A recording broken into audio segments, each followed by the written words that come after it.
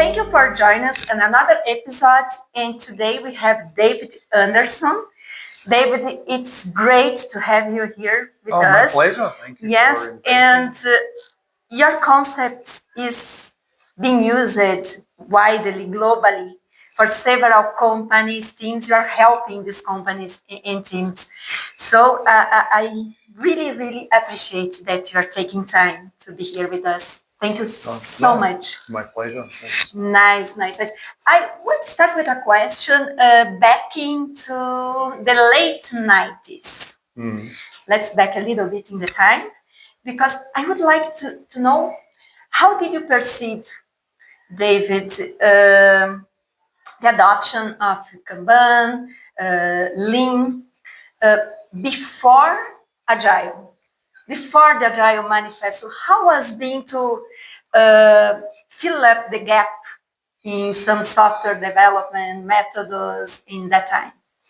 Yeah, well, at that time, from my career, I'd been a programmer, and I'd briefly, in small companies like startup companies, been the manager, been the chief technology officer. Then those startups didn't really work out, so I started working in big companies like IBM, and then a big Asian bank called United Overseas Bank in Singapore. So I got to see sort of two ends, like very small startup company, totally bootstrapped, 3, 4, 5 people, scale up to 30, 40 people. And the other end of the scale where you have tens of thousands or hundreds of thousands of people, global company, conference calls with people on 5 continents all dialing in.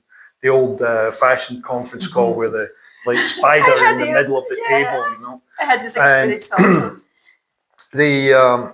Back then, I had a background in software engineering, so I was aware of things like the capability maturity model. I was aware of existing software development lifecycle processes and some of that history. And people that I got to know better later on, authors who'd been around since the 70s, the 80s, like Barry Bain. So I was aware of that, but in a startup situation, I hadn't used any of that.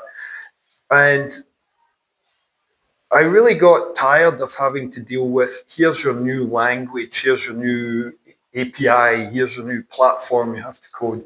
So instead, I moved my career into user interface design. So in the late 90s, I was mostly doing design. I was designing the products, the applications. But in the very beginning of the 2000s, I moved to work at Sprint in the United States, and they hired me as a user experience designer. And I was only there maybe about 3 months. And there were some events in the business unit, doesn't matter. I ended up in the vice president's office, and I was talking to him about, you know, it's a bit of chaos here, and I think I can help. Maybe I can do a talk, maybe I can coach some people. And I explained to him some of my background, particularly when I worked in Singapore, where we developed a methodology called feature-driven development, one of the original, if you like, Agile methods, although back then they were called lightweight methods. So I talked to him about that, and the next day he called me back into his office and gave me a manager job. So I was back in management, but now in like big corporate America. Yeah, totally different, yeah. So at that point, I wasn't thinking about Lean or Edwards Deming's theory of profound knowledge or any of that kind of stuff. But I had this background in feature-driven development, which is all about sort of mapping the workflow of the process and tracking the customer valued features as they flow through and collecting the metrics, reporting them. And then one day my boss gave all of his managers a copy of Ellie Goldratt's The Goal and said, you know, we need to figure out how to massively improve productivity because we were in this transformation from 2G to 3G. And it was a massive change for the phone company. So it was a huge amount of work that had to be completed in quite a short time. He said, I want you all to read this book and come back to me at next week's meeting with your ideas. Well, I was going on vacation to Japan. My late wife is Japanese. My kids are half Japanese. So we were flying to Japan and I was reading the book. And suddenly I had this epiphany that I could link the theory of constraints into feature-driven development. Okay. And that's kind of how we got started. So I went on vacation and I came back and I had a whole department of programmers. And I had like 30 programmers and 6 project managers. Wow. And I basically, synthesized these two things and said, okay, this is how we're going to work going forward. And a few months later, my boss calls me back in the office and he said, David, I had people in my office here a few months ago saying, you are an idiot, that you have committed to deadlines that are impossible. Totally crazy. Totally crazy. And that you're going to get us all burned. And as a consequence, I will get fired as your vice president. Wow. Right. And he said, but here we are, and you've delivered all of these projects. What the hell are you guys doing upstairs? So I told him, and he's like, wow, that's really cool. Could you just get all of your colleagues to do the same thing? That's kind of how we got started. Oh, so you started based on the theory of the constraints was your first step in your journey. Nice, really nice. So feature-driven development, the theory of constraints. Now, then I wrote my book. And the book synthesizes those two things, feature-driven development, theory of constraints, a little bit of Edwards Deming stuff, but quite a lot of things from Donald Rennertson's Managing the Design Factory book. And Don's later book was the Lean Product Development book. So there was lean ideas in there, but they were from this lean product development body of knowledge, not lean manufacturing. So the Agile Management book in 2003, it's 22 years ago, my goodness. Synthesized these three things, feature-driven development, which by that time was part of this Agile thing, right? Theory of constraints and lean product development, scrunched into one thing. And that's how we got started. A manager at Microsoft read the book, and at the time when I wrote the book, I was working for Motorola in the mobile phone division. But I'd moved to work at Microsoft. We were living in Kansas City, and my wife was pregnant with her first kid, and I don't know, women can go a little crazy when they get pregnant.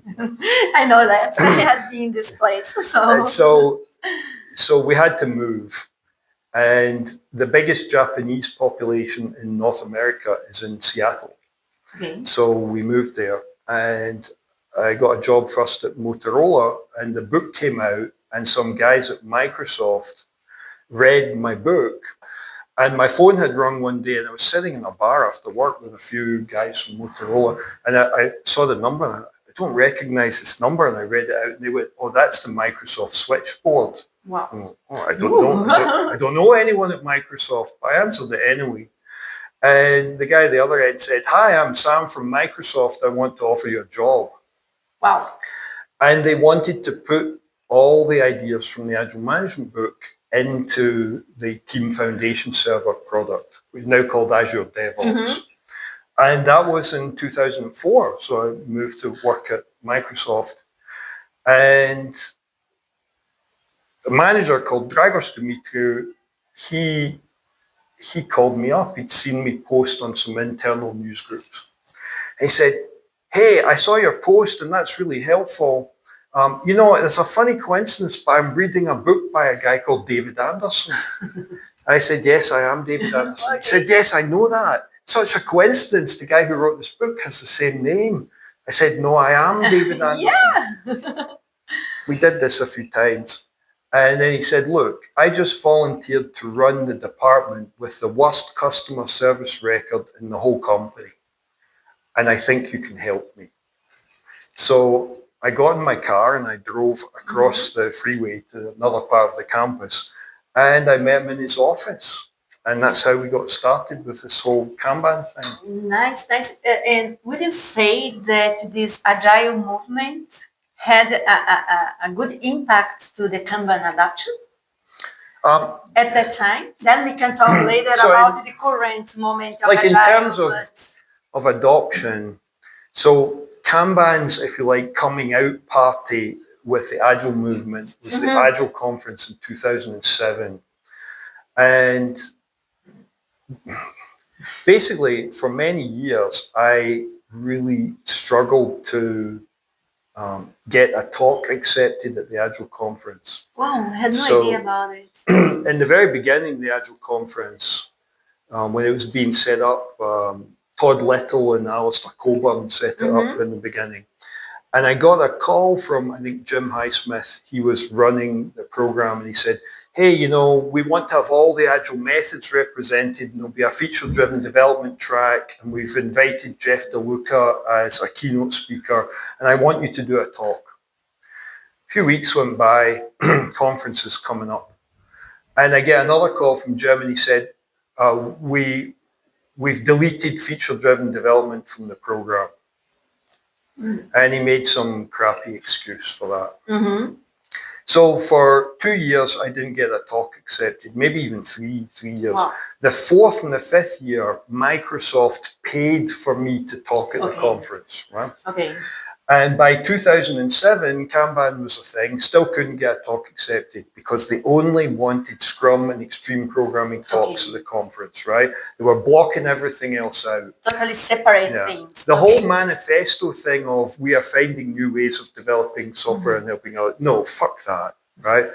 They weren't doing that. They were promoting Scrum and extreme programming. And they were locking everyone else who had a different message out of the event.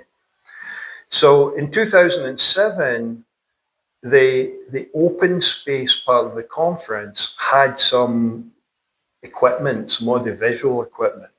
So there was a part of the open space where they had a screen and a projector, and you could book it. You could schedule, like, I'm going to do a talk for an hour, and it wasn't on the program. You just turned up and kind of wrote it on the board, right?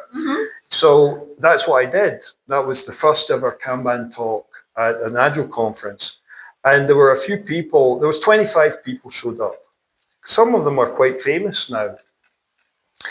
And there were 3 coaches from Yahoo. And their goals were make everyone in Yahoo do Scrum. And what they were discovering was that there were entire product units that just didn't want to. So the next day, these 3 guys, they found me in the corridor one day, and they're like, hey, we need your help because all these product units are not want to do Scrum. They're resisting adopting Agile. So we want to try this Kanban thing, but we want to have some help. So why don't we start like a Yahoo group so we can have a community and talk about it, and then you can help us online. That's how that got started. And then the following year, 2008-9, there were Kanban talks at the conference, but they were never in the mainstream conference. I embarrassed the leadership of the event into creating what I called the Fringe track. And it was modeled after the Edinburgh Arts Festival. It's like the world's biggest arts festival in August every year in Edinburgh, where they have the main festival with all these, you know, fancy like opera and ballet and things. And then they have the Fringe, which is the unofficial kind of on the side festival, which is a lot of like stand-up comedians and other things, right? And so the Fringe is a separate event that runs simultaneously with the main arts. So that was my concept. Let's have a Fringe, an Agile Fringe. And the Agile Fringe will be the protected safe zone for all the stuff that isn't Scrum or extreme programming. And they did that in 2008 and 9. That was the last time I attended the event, 2009. And then they stopped it in 2010 again, because once again, we don't want stuff that isn't Scrum or extreme programming. And then gradually the Scaled Agile framework appeared. But it was all about selling what we have to sell and having this like one unified message. Don't confuse the audience with choice. Right. So I never went back again. But the Yahoo guys and then other people who joined the community by 2009, that was 250 people. They were the pioneers of adopting Kanban. So if we didn't have the Agile movement, we wouldn't have got the traction for Kanban in the first place. But it was like Agile rebels who were doing it, right? It was people who were trying to force their companies to do Scrum. And those people were like, oh, we don't like this. We don't want to. Okay, let's try this other thing. And that worked better for those people. So we got some traction. But in 2009, we started running our own conferences because the Agile people kept locking us out.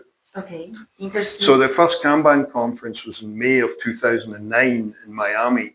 And we did that because we needed a place where people who were enthusiastic about Kanban, people who were using it, they could get together and talk about it because you couldn't get it on the program of an Agile conference. Yes, and I would like to come back on a point that you had mentioned that the Agile movement started to find the unique solution for all contexts, for all problems.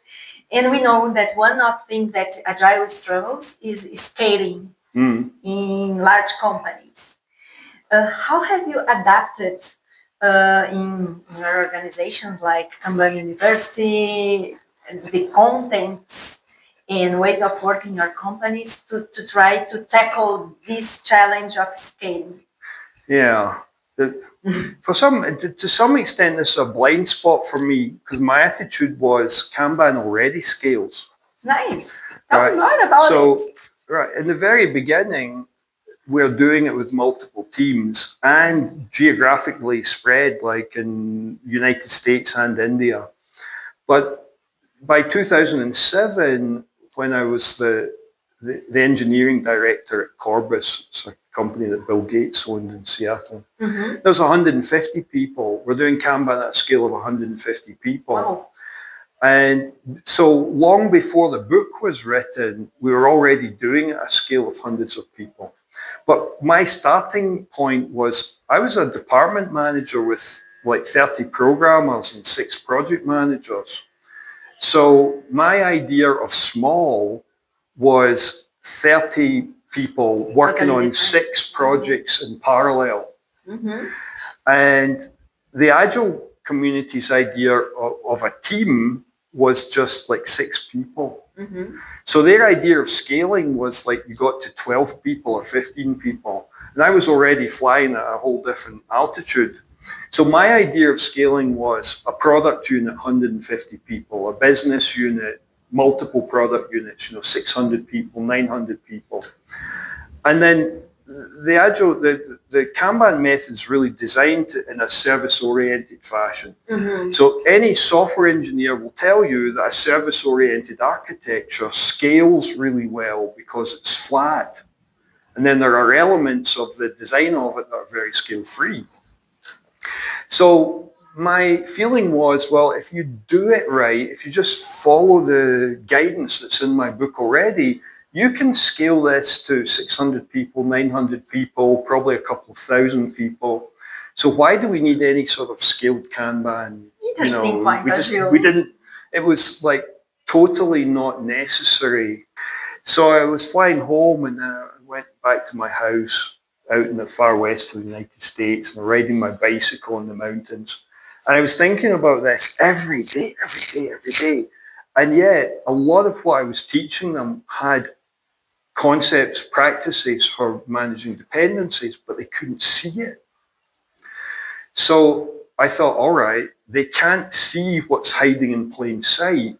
So I need to create a sort of package set of this is how you manage dependencies if you're doing Kanban at scale. This has been amazing, but unfortunately time flies, so I'm gonna make the final question. Okay. For any organization or a person that wants to start the Kanban adoption, what is your advice? Start to have a fluid flow, trying to market better, and maybe can be an alternative when this person, this organization should start? So I think the answer is always the same. If you know the outcome you want, if you know the objective you're looking for, you have to wire the organization up in order to learn to get better. So it's all about building feedback loops. Right. So if you're in understanding what a feedback loop is, right? Like there's a lot of talk about feedback, and the leaders of Netflix, the founder and the CFO, both wrote books about it. And in both of them, it's all about, Netflix is a culture of feedback. But feedback is, hey, Carla, I like your T-shirt. You should wear that more often. Right? But that's not really a feedback loop. A feedback loop's like your air conditioning system in your house. You set the temperature you want, and it's constantly sampling the temperature. And if it's too cold, it turns the heating on and it warms the room up. If it's too hot, it turns the aircon on, it cools the room down. So learn to wire your organization with the DNA that it can learn and improve. So wire up with feedback mechanisms. But the basics are you have to be able to instrument your process, the work. You need to be able to track it. You need to be able to collect the metrics, report them. But you need to compare what you're reading from the organization, the metrics you're collecting, with some, I hate the word target, but you understand the objective.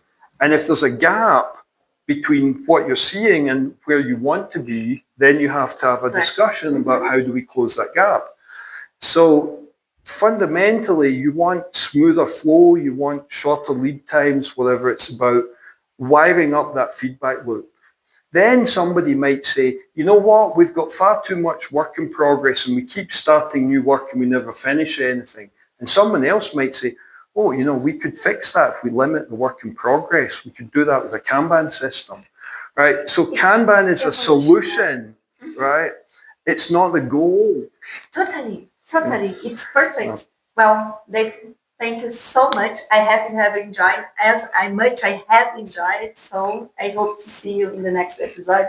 And again, thank you. Thank you, Carla. It's always a pleasure. Yes.